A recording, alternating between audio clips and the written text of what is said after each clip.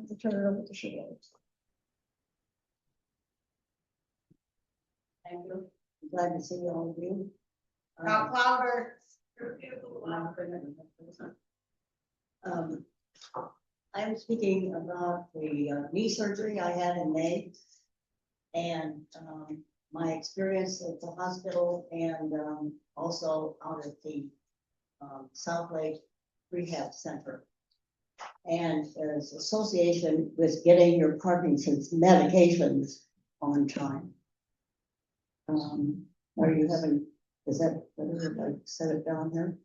Okay, so first thing is, I took information from this guide, and Jim brought all the copies that he has over there, and I'm going to say to you, pick one up, whether you know you have a hospitalization coming or not. Because what we're using, or talking about, and I used, was this letter that is in there, and it's made up so that you can make a copy and take to your movement disorder specialist. So let's do the setting. In March, my orthopedist told me, don't come back for any shots for your knee, because I won't give you any because it's not any good. It's bone on bone. You need a knee replacement. So because the family, members of the family were going to be out of country in April, we put it off till May. So I had this done in May at Bryan Hospital with Dr. Tavis, who's done my other knee, and Brian East. We set the surgical date and had time to, in the meantime, before that date, see my movement disorder specialist, who is Dr. Erin Smith, and I think many of you may have her also. So we took this letter over to her, and in this letter, it says that she did agree to sign. It says that that if you cannot give the Parkinson medication within 15 minutes, either way of the date of the times that this patient uses at home, then please let the patient or their person is with them use their own medications and take them on time.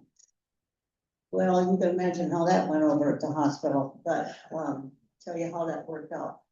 So, but that's in there. It's also in there, and it's a good thing to know about, is it talks about the fact that you're going to be on pain medication, and so there may be constipation, and find out what medication that the doctor prefers, because my daughter, who works in medicine but is retired, gave one of them, and she said, no, we prefer this one now. And I'm not saying what it is because it might be different from your doctor. So I don't want you to just go and say, this is what we have to take.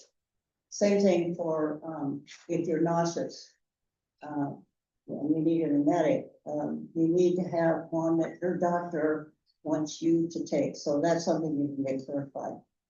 So I was able to talk to my surgeon and said, at 7 o'clock in the morning is when I take my first pill. I take Rezagiline, and I'm lucky enough I only do 2 a day, one at 7 and one at 1:30. I know some of you have many more times a day you have to worry about. So the surgery was set for 7. So they said I could take that first pill just with a tiny sip of water just before they whisked me away up to the surgical suite, which I was able to do. Now, when it came time for the 131, of course, I was in a hospital room. I'd been assigned. I was on pain medication. My daughter was there, and she had my medication from home in her pocket. Hold on just a minute, please. I have to take a swallow.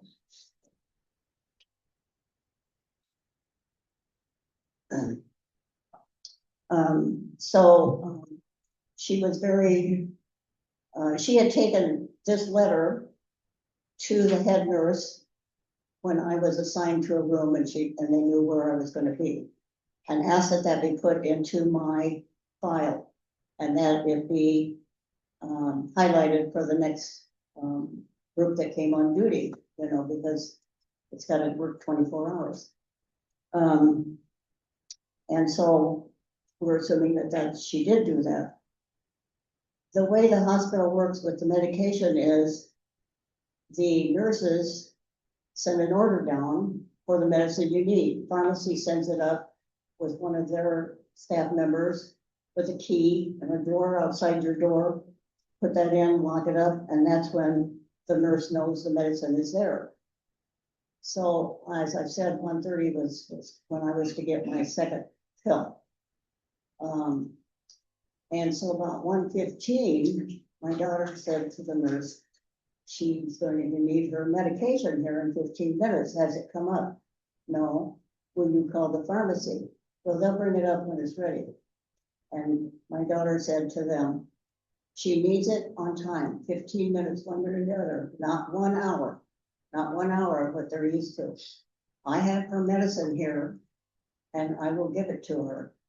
And immediately the nurse said, you can't do that. And my daughter, who is very strong-willed and knowledgeable, said, I can and I will. Now, I'm not denigrating the nursing staff because they work in the rules and regulations and things that are going on there. And there's nurses in our family, there's doctors in our family. We know that this isn't easy. But she wanted to make sure that they understood that I needed that medication within that 15-minute window. And so they actually got it up there. I think I had this 20 minutes, but anyway, Erin was standing right, my daughter Erin was standing right at the door. So I just asked her to review that for me recently. And she said, just tell them, Mom, that whoever the family member is, that day, particular day, you might be an SOB on somebody's list. But I'll tell you what she did do. She went to Eileen's Cookies and she took up 2 dozen cookies the next day for the nurses' break station, and everything seemed to be fine. So, as she says, I'm not above buying a little bit of help. So I don't want you to think that people were incompetent. I think it's the way the rules are set up between the nursing staff. My daughter thinks that sometimes it has to do with perhaps the staffing level at the nursing level. Maybe they're not getting it down to the pharmacy as soon as they should, etc. So you just need to stay on top of it as best you can. Along that same line, because the medication I take is misageline, and we're always a little concerned that somebody doesn't assume that I'm on carbidopa levodopa, because I had an immediate reaction to that. There are 400 interactions with that medication, and so there are very few pain meds that I can use. When I had my knee done the previous 3 years, my daughter thought that perhaps I had more pain than I needed because I didn't want to try any different pain med. Although I do seem to have a high tolerance for pain, which yahoo, that's a good thing. So anyway, I agreed that we would try a different one.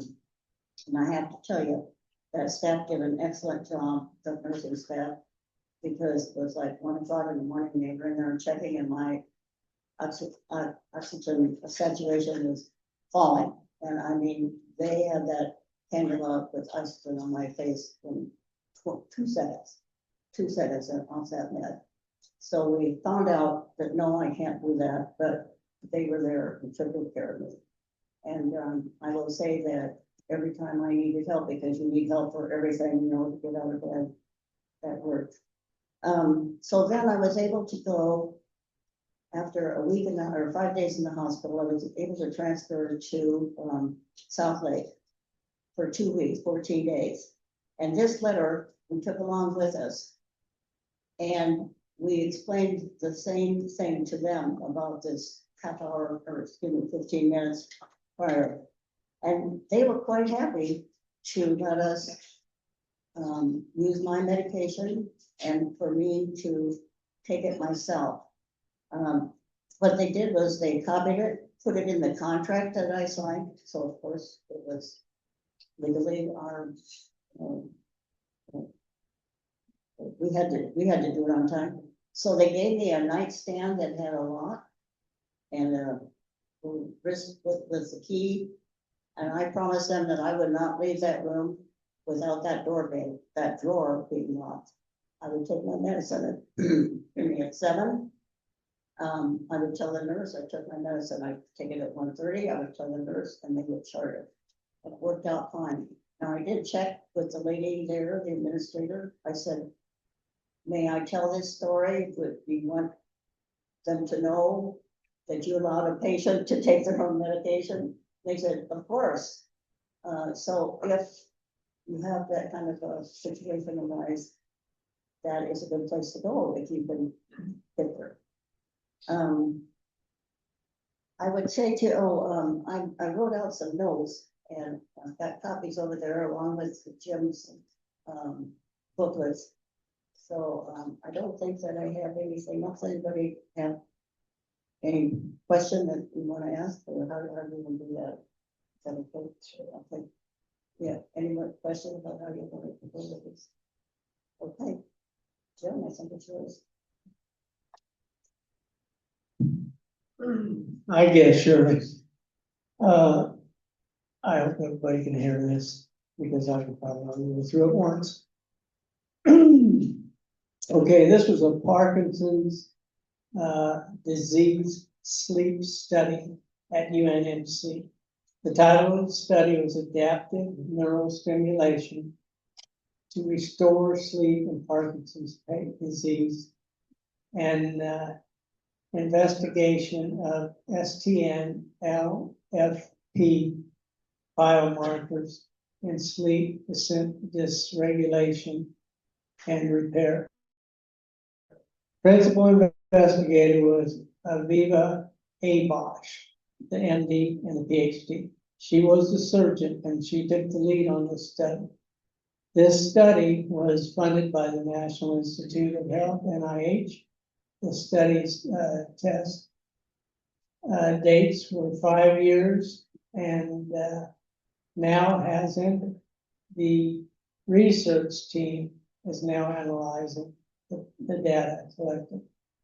Many institutions were involved in the study. The University of Nebraska Medical Center, the University of Colorado, University of Pennsylvania, Stanford University, Palo Alto, California, York University in Canada. The goal of the study was to develop and test a new form of deep brain stimulation called adaptive stimulation to treat the sleep disturbance common in Parkinson's.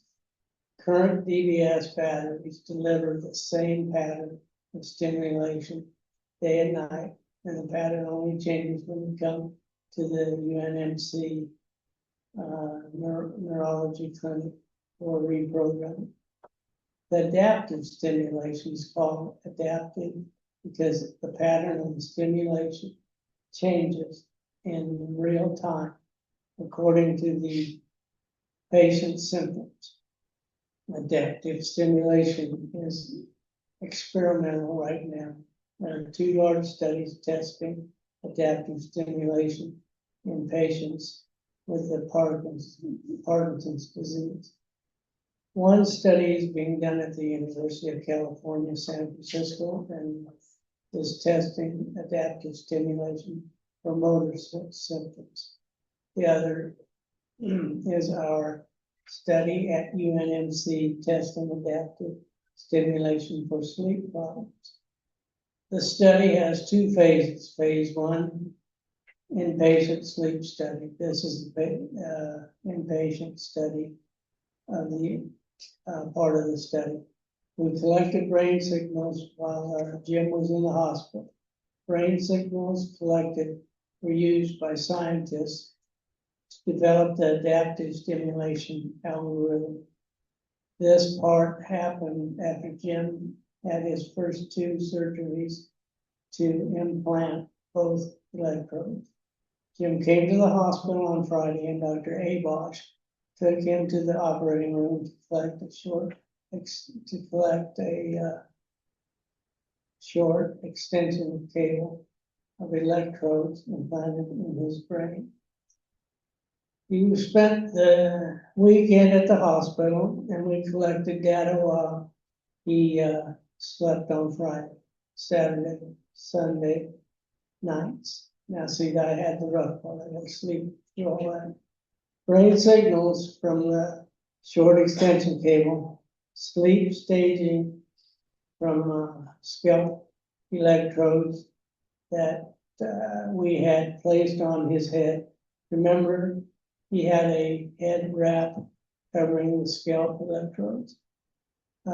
Sleep activity from a watch.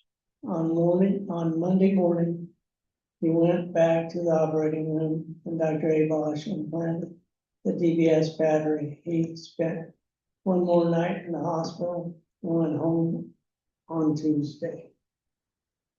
Okay, this part of the study was very important because the data was collected, was used to develop the adaptive stimulation. Phase 2 is in the home sleep study. It was the in-home part of the study. This was when we tested adaptive stimulation developed by the scientists using the data collected from patients who participated phase 1. In order to participate, this phase of the study was the patterns of the study. The patient accepted the DBS device that is very advanced and has the ability to deliver adaptive stimulation. The in-home part tested several weeks, too many. We had some problems with the computers and the hookups and how they were set up. And it took a little while to get that straightened out, but that's right, she says too many. We gave Jim a tablet computer that he used to start the stimulation at night when going to sleep. He also used a sleep measuring device called Dream Headband. The study was done only at night. We exposed him to 3 different stimulation conditions as he slept. 1 week of normal stimulation, 1 week of subnormal stimulation, 1 week of adaptive stimulation. The first week, we did not change his stimulation. We only wanted to collect data on baseline sleep and for him to learn to use the equipment. Next, the study began in which we tested whether the adaptive stimulation was better for sleep when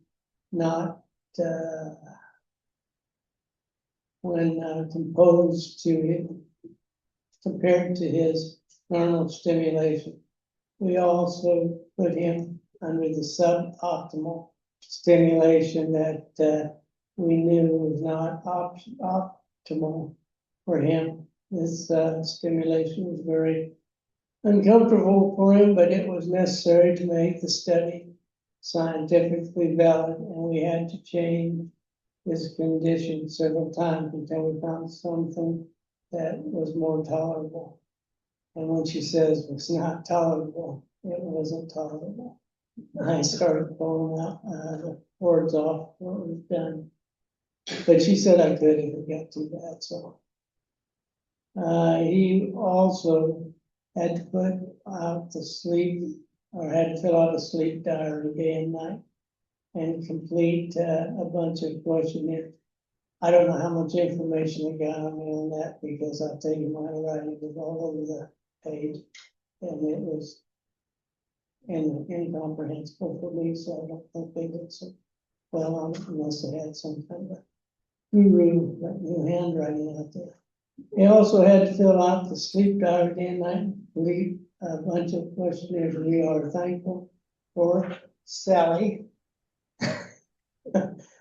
Yeah, and all the study spouses who helped to get through the study and collected the data so carefully for us. There were a lot of problems with the equipment, and all the patients and spouses were kind and helped us solve the issues with technology. In total, 28 patients completed the study. They were from Nebraska, Iowa, South Dakota, California, and Pennsylvania. Some completed one of the phases, some, like Jim, completed both phases. A lot of good data was collected in this study, and thanks for the willingness of the patients to help advance science. They put themselves at the risk of undergoing additional surgery, and then during the in-home sleep study, they put up with all the technological struggles. We are forever thankful for our study patients and their families, and want them to know that their participation contributed scientific data that is being used to improve the way donors, To there again, too. excuse me, the way doctors use deep brain stimulation to treat sleep issues. And that's all I have. Anybody got any questions for me? I don't know if I can answer, but I should try. There are two mics. See what happens when I turn this. Check, check,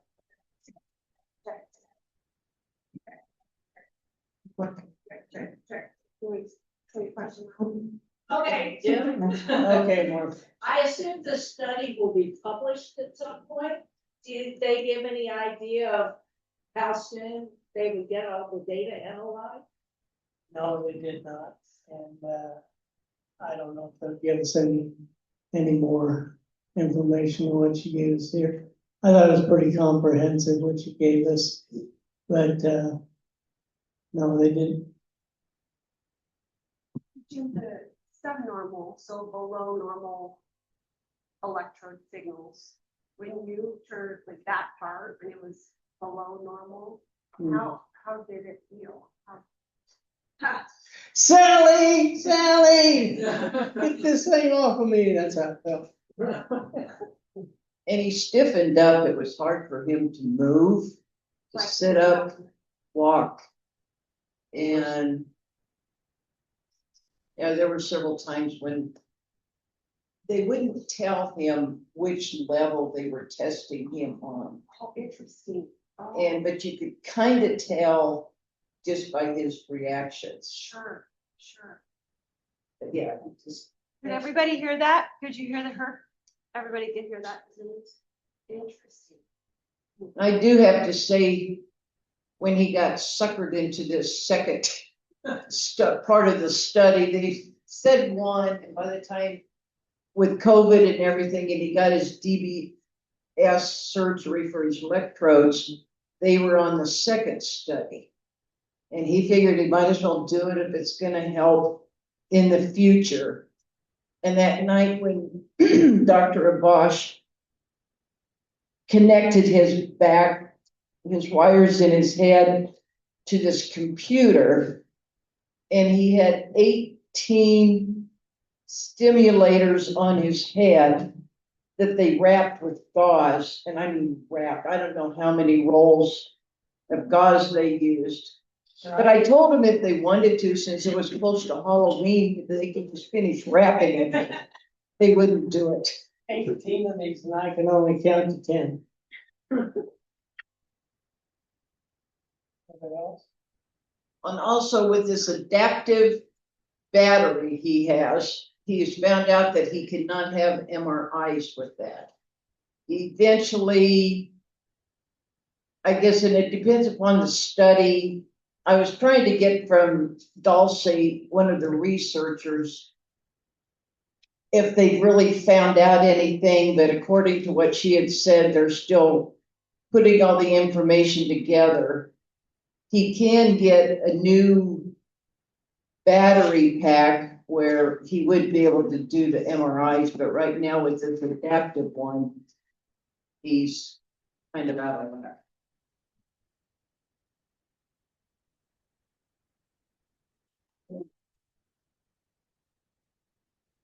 Okay, no further questions for Jim. I will. I think it's working. You make her a Gunter, make her a host, co-host.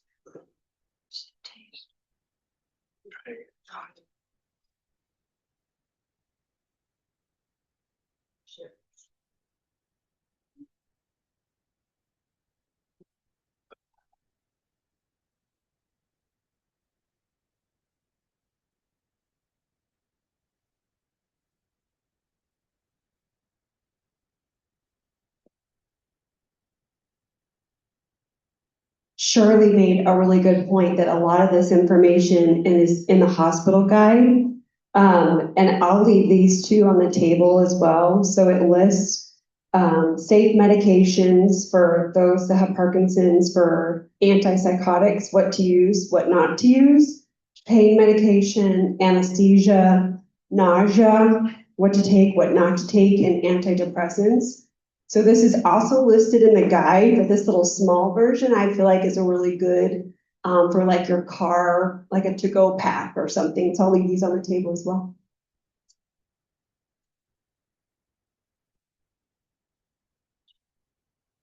You need her co-host for an event. Working on it.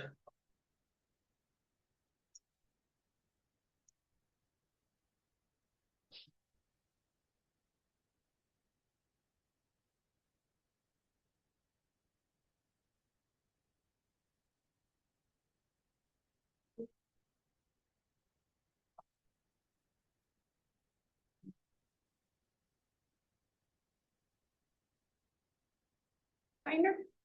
Yeah. Yeah. Yep.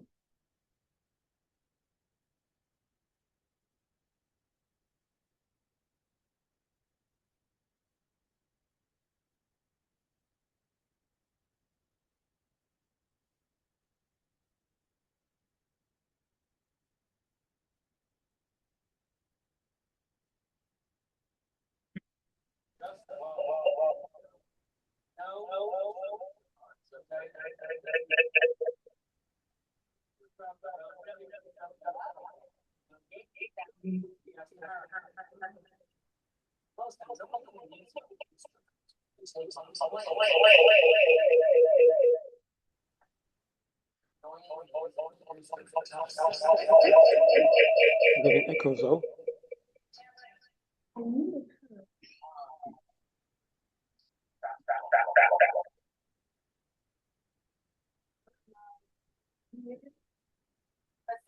No. Good, mute your.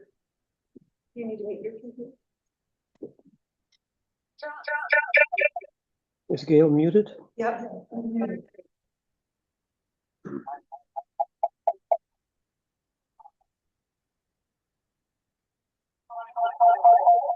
No.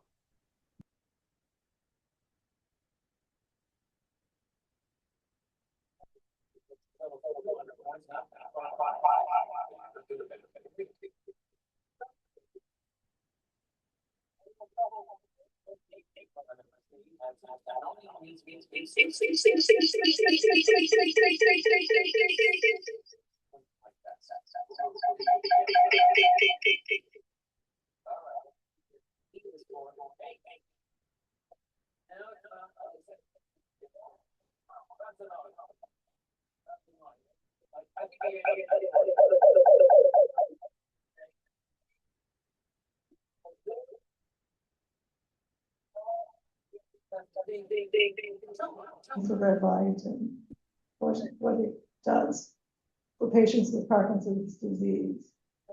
And I've been following it for a while. And there was a Parkinson's News Today has forums, and one of them was started by this question from M. Joan on April 10th, 2024.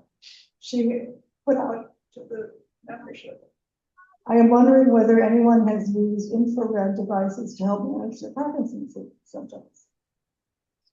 And she said, I am aware there is research about using a helmet with infrared, but has anybody tried other devices on their own? She got 26 responses. And I have a few, I sampled a few. Meg replied, I did infrared therapy in a whole body machine 3 times a week for 12 weeks and had no change in my Parkinson's symptoms. F replied, I used the Celluma Pro and the Biomet for 2 years.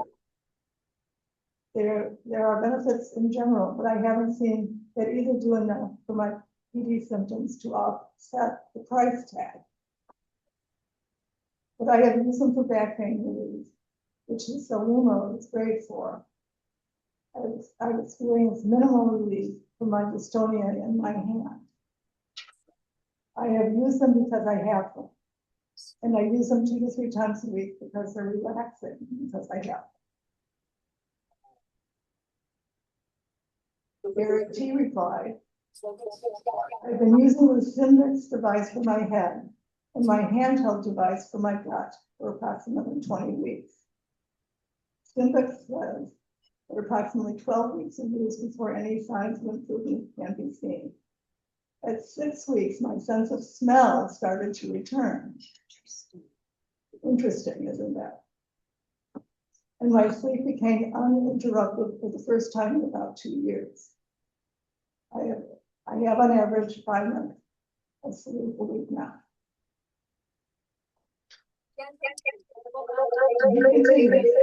Others constipation and tremors on my left side have up till now not benefited me at all. As Parkinson's can present itself in about 40 ways, not everyone will get the same result. Somebody accepts that only about 70% of users will get some benefit from the push.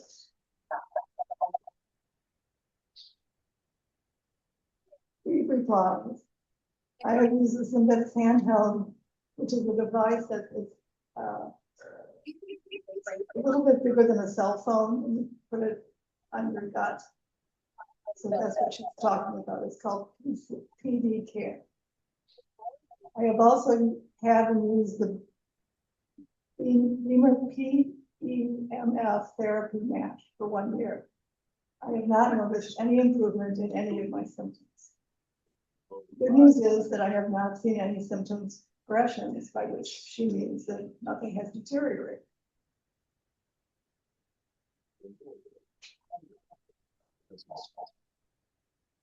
So it's a little confusing.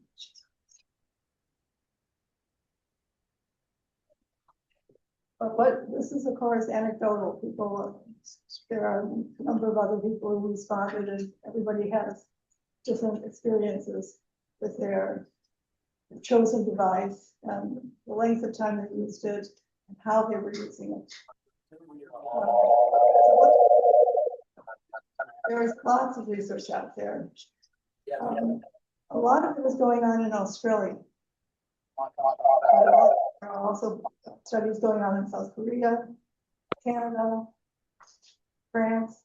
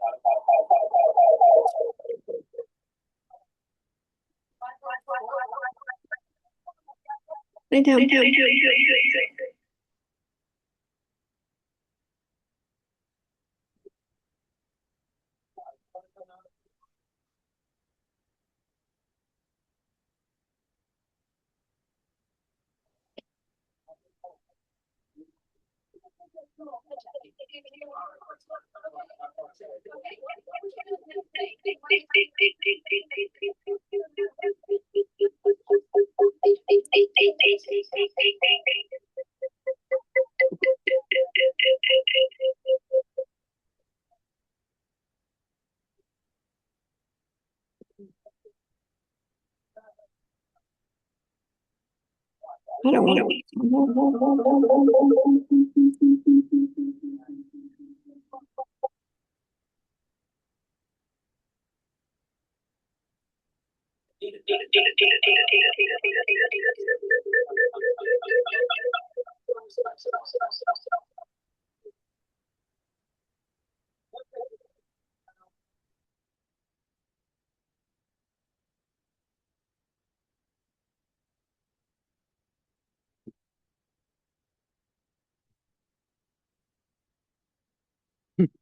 Okay, I've got the current page now.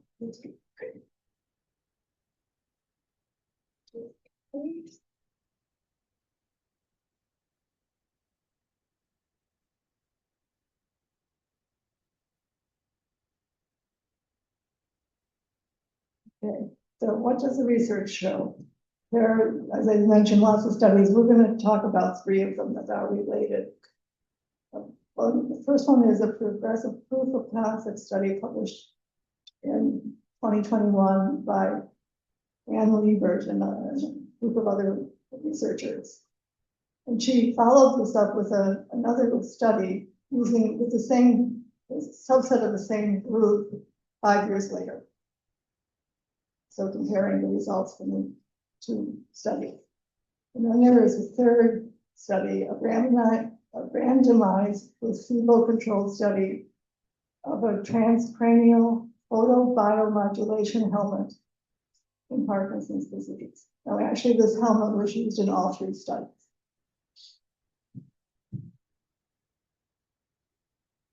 So the first study, there were 12 people involved, divided into 2 groups.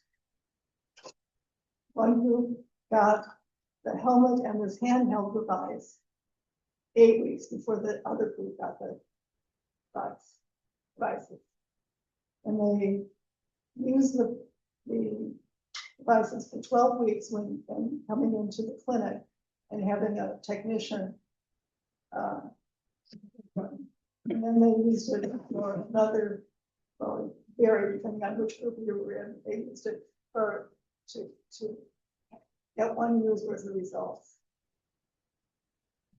And what they found is that all of them had some positive results. The results varied depending on the person. And we'll talk a little bit more about what they meant in a few minutes.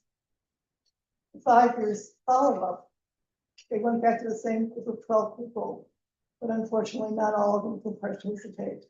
So they had a core group of 6 people of the 12 that 5 years later were still using the devices and still getting positive results.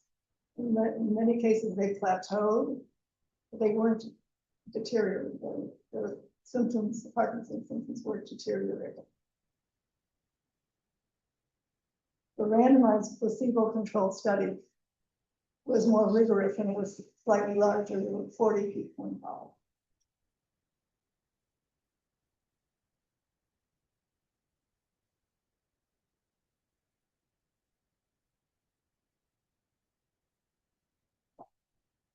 So I learned a new word in doing this research, photobiomodulation, abbreviated as PBM. And it was previously known as low-level laser light therapy. And it represents a non-invasive form of phototherapy that utilizes wavelengths in the red light spectrum, the red light portion of the visible light, and near infrared and infrared light, which is invisible to the naked eye.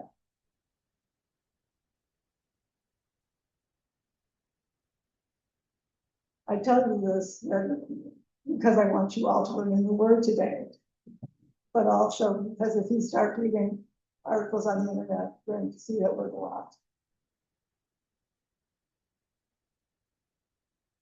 So from this, so the evidence emerging is that it's increasingly supporting the use of transcranial photobiomodulation to improve symptoms of neurodegenerative diseases, including Parkinson's disease, but also including Alzheimer's.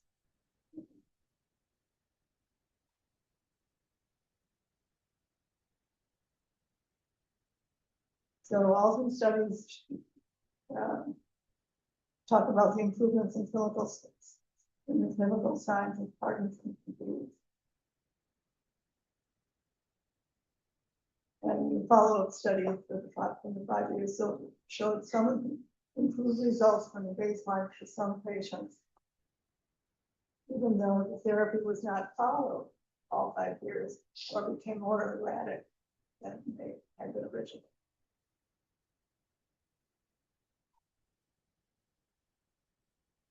So what device or devices were used? All three studies used a helmet made by Relight Neuro, and it's called the Gamma device. And it was, so that was a helmet that sits on your head, and you have, well, you'll see a picture in a moment. And then in addition to that, light is delivered transnasally through the nose. There's some thinking that it's a more direct route to the parts of the brain that want to get hit with the light, the laser light.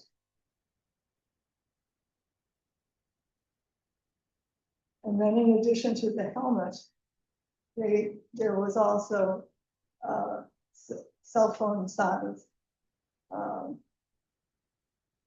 device that you put on your abdomen, and the benefits are transmitted through the vagus nerve to the brain.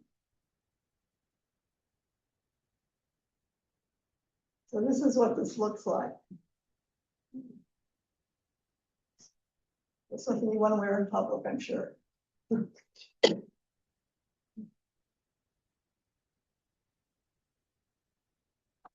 other helmet that's mentioned quite a bit in the literature, and especially in the discussion that in response to the question, the initial question, the Symbix helmet.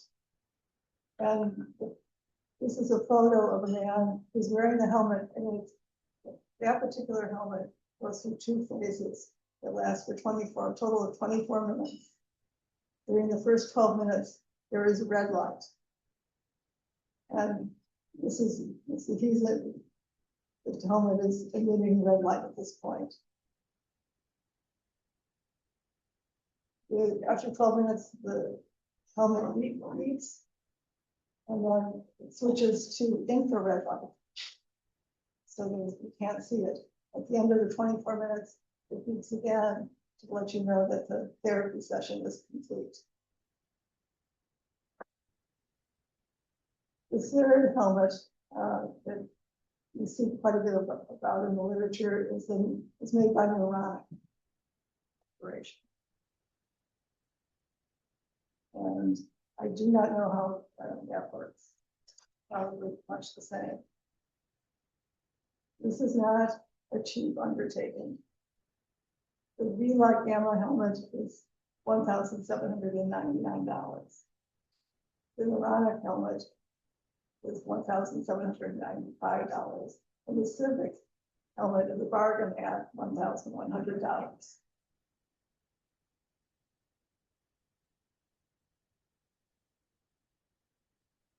Now, my personal experience with the helmet is started a year ago. My dear husband popped for one for me for Christmas, and that was the Symbix one.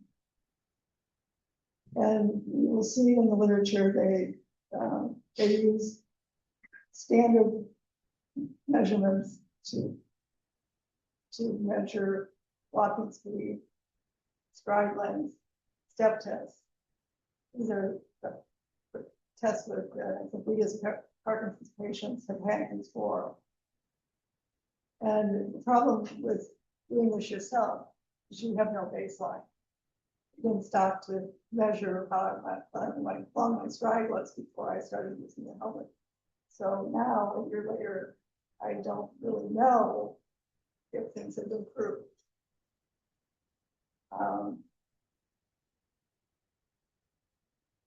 So I don't think I'm deteriorating in most areas, but I don't know that I'm improving.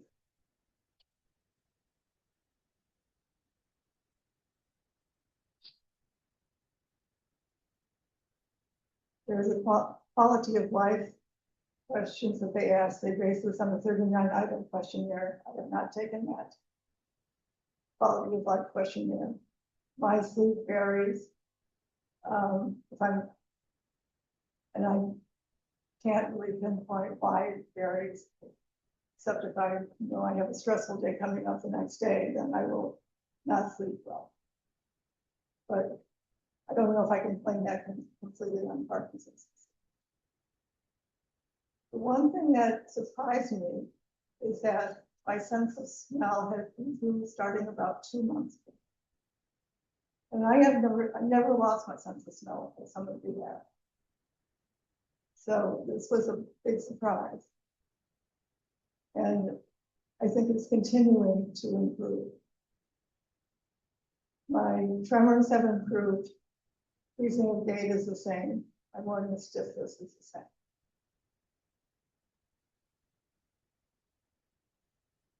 But I will continue to use this index helmet. It does no harm. One of the things that all these studies showed is that there are no side effects. So the suggested regimen is using it 5 days a week, the same time every day, and for 24 minutes. So I use a watching television.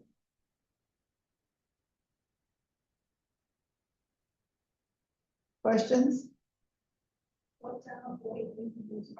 I use it in the evening because I'm hoping that, still hoping that it helps me with sleep.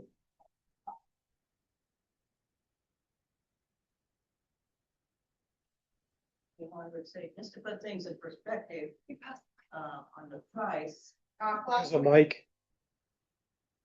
Just to put things in perspective on the price, I don't know how many of you know whether or not you can take Paxlovid if you get COVID, but I know I can't on Rosagiline, and many people who take mental health meds can't, and that'll cost you $1,100 just to get that one prescription for one time. So there you go.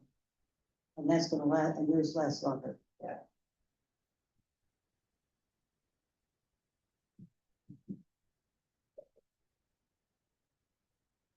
Okay, and that is all I have for you.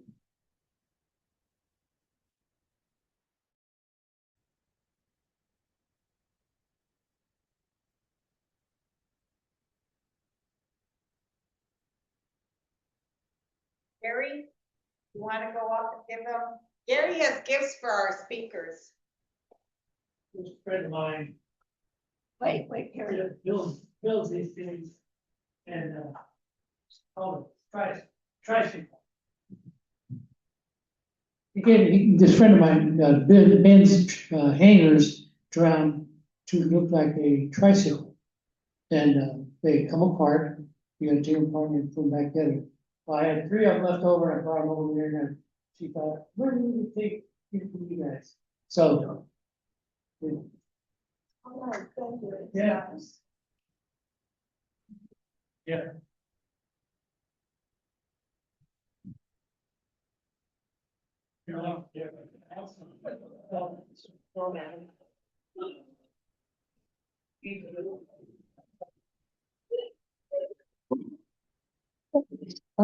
So nice that we have people in our association that are willing to do studies and then report back to us. And I appreciate the information on I've tried to be bold and brave with hospitalization and insisting, and I have threatened to give Rich his medication if they didn't.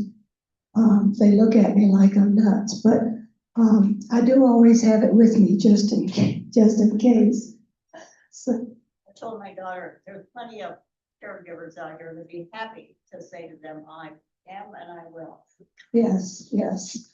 And now that we've heard one that was very successful at it, we can be more brave. But thank you all so much for participating today. Couple of announcements.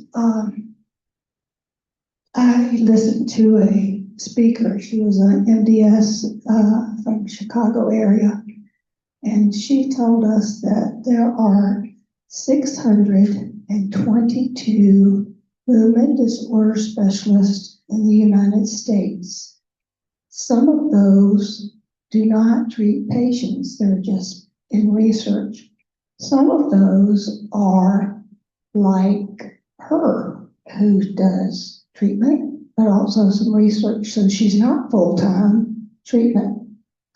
And with the number of people expected to be diagnosed in a year, this year, 90,000, the numbers are kind of out of whack. We need more movement disorder specialists to meet our needs. I met a kid the other day who wants to go to med school, and I'm going, you just have to go into neurology and you have to become a movement disorder specialist. You listen to me now, we need you badly. Now, of course, I have no idea what he'll do with his life, but that's a statistic that I thought was kind of unfortunate for us. And that's the other reason that if you're thinking of going to a movement disorder specialist, get your name on the list as soon as possible. Carla was just telling me that in April, which is Parkinson's Disease Month, that there's going to be a meeting in Elkhorn. It's on Monday, April 13th in the afternoon. We will be sending out more information about that. It's no cost, just free, you can go. So look for that in your emails from the group. Next month, we're going to have Brian Christensen from AbbVie come, and I don't know if they say this as a word or they just spell it, but it's VYALEV. And basically, it's a continuous subcutaneous infusion therapy for adults with advanced Parkinson's disease, experiencing motor fluctuations. And it's, I think they're trying to keep it so that there's always something going in so that you don't have those off times. And so I think that's going to be very interesting presentation. And I have some friends who've heard him present that, and they were very impressed with the opportunity that we might have to get rid of some of the oral medications that we use this constantly. Also, I'm going to, excuse me, I'm going to send a email about Michael J. Fox Foundation. They're talking about research, and one of the things is paraquat. There's a big realization that paraquat is a pesticide that could definitely cause Parkinson's. And so I'm going to send this out. It says here more than 70 countries, including the EU and China, have already banned it, yet it remains in use in the United States. And those countries that have banned it, the number of Parkinson's patients has decreased. So I think we need to fight this to let the people in power know that it needs to be banned in the United States. That's Michael J.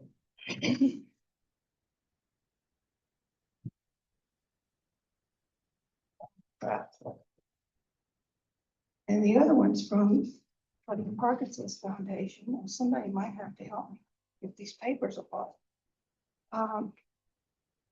And basically they want our feedback.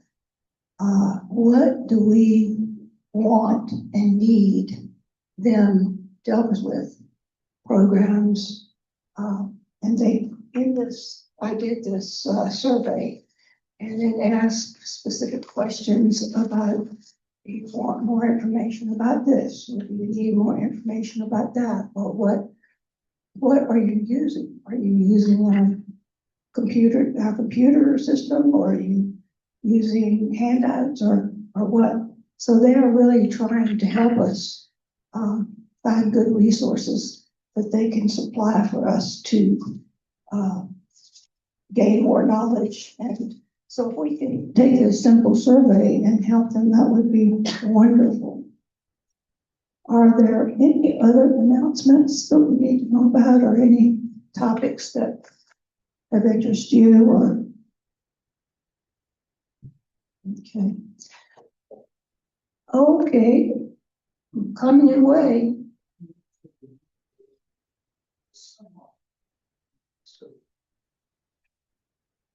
I'm gonna ask you to repeat that. As I said, I'm relatively new with this condition, but is sunlight being considered as a research to help with Parkinson's?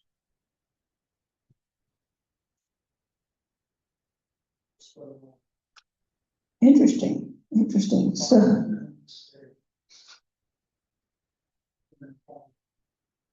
get some sunlight. Well, that's good to know, and it'll be interesting to get a study going and results. Anything else that anyone would like to share? Well, we want to thank Gunter for Zooming. Tell the folks on Zoom hello. And over on the table, Jim has set up our little library, and as mentioned earlier, there's hospital books. You see a big stack over there. So if you don't have one, please take one. Sally. I was just gonna mention about a cancellation. You've got the mic, you can tell. Oh, yeah. Okay, it seems like we had a few questions about with the cold weather, if we were gonna have the meeting or not. But we do have a link at channel 10 and 11 that we will be listing that if we do happen to cancel a meeting for that month. And I'm sure with our email, it'll go out too, so a couple of ways that we'll announce it. I frankly hope we don't have weather that doesn't allow us to come each month, but we never know, and we want to wait till let everyone know. Sally, thank you. We can thank Sally for the refreshments. And the other thing I wanted to mention are our brochures and our cards. Please take those to your doctor office. And I got a call this week, and this lady's doctor had given her my number. She had a couple questions, and she's not on our listserv list yet, or maybe she is by the day, but I think it's really wonderful for them to have the information to remind them that there is a Parkinson's support group here in Lincoln, and we would love to have those who would like to join us. So if you don't have any brochures or cards, please take some and share them at your doctor's office. Yes.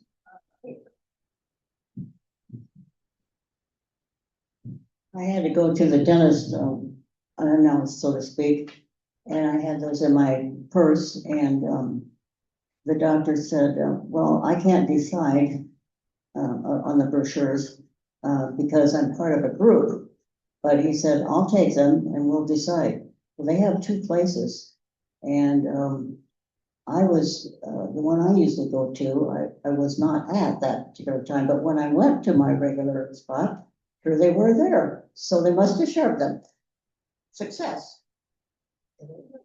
Yes, we'll take all the success we can get. I went into my audiology office and saw brochures there, and that was nice to see too, that if we are willing to share them, then the offices and places that we take them are willing to share them for the most part, and then we can contact more people. You know, if I think about 90,000 people in the United States being diagnosed this year, I don't know what percentage Nebraska is, but we're high. And that's a kind of a known fact. The Midwest is higher percentage. So we really need to share our information and ask for help and wherever we can get it. Does anyone have anything else to say? Gunter? There's a message from Jane about various organizations. I think I'll send it out afterwards because there are links in here. But I don't think anybody can remember a 5-line link. No. Or make a copy and send it later. Okay. Is there one more thing? So there'll be several things coming your way, hopefully later today or tomorrow. I just was gonna say real quickly, Joyce had mentioned our speaker next month, who's gonna be talking about the new sub-Q way to have our dopamine.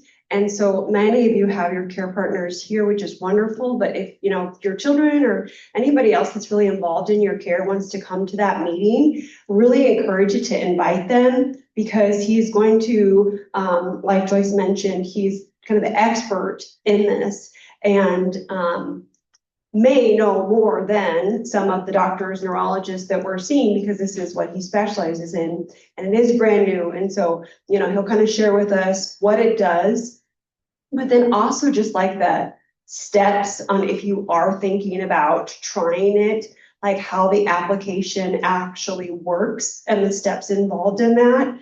And I know that really a lot of times takes a care partner who's going to be helping set that up and helping us do the administration of that very small injection, kind of like a diabetic does, of like what that injection looks like and what that tube looks like. And so really encourage you, if you are thinking about replacing oral medication with that, to invite your family to come to that meeting.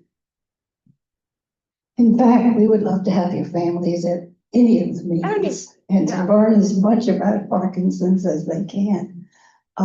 So that we're always welcome to family and friends joining us.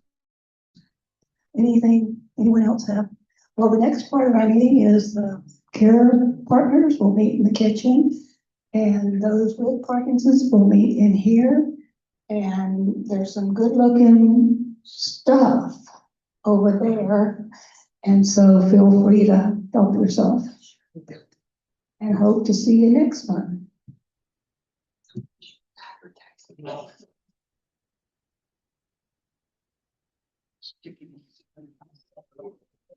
Yeah.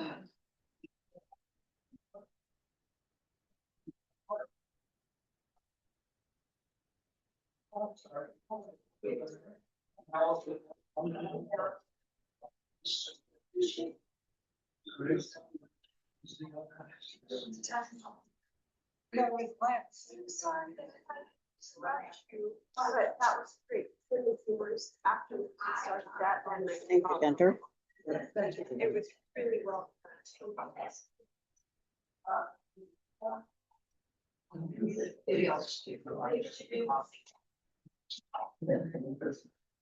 Gunter, this is the churches, right? Or is this yours? Yes, it is. Churches?